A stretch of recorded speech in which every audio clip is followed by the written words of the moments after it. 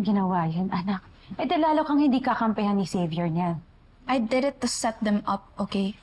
Kasi naghihinala na silang lahat eh.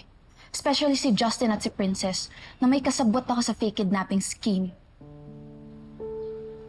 Hindi ka ba pwedeng mag-chill na lang?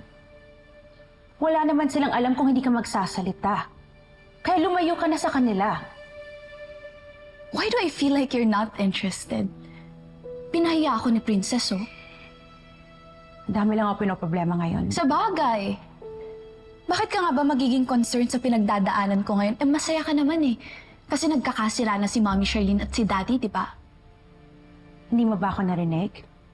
Sinabi ko madami akong pinoproblema. Pero papaalala ko lang sa'yo na hindi ko to ginagawa para sa sarili ko. Ginagawa ko to para sa ating dalawa. Magbe-benefit ka din dito. Well, let me just remind you then, na kapag nalaman ng lahat na ikaw yung kasabot ko sa fake kidnapping scheme natin, hindi ka lang masisira kay Grandma, pati na rin kay Daddy. Ilang beses ko ba sasabihin sa'yo? Divina. Fine! I'll get out of here. I just hope na maging successful ka sa pang-aahas mo kay Daddy. Hello? Ako yung anak ko. Hindi ba dapat nagpapabango ka rin sa akin?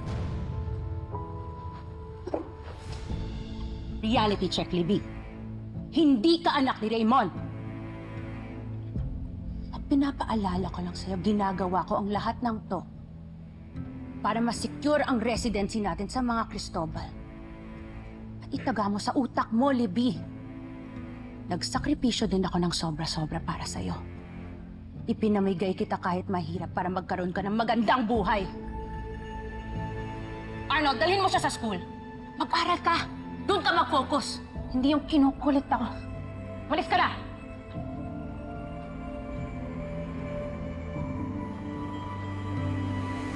Nagpasalon? Nagpaganda ako para kay Raymond. Pero parang masisira pa yata ni Libby. Talagang tinetesting niya ang patience ko. Malamang no, mana lang sa'yo. Anak mo talaga si Libby.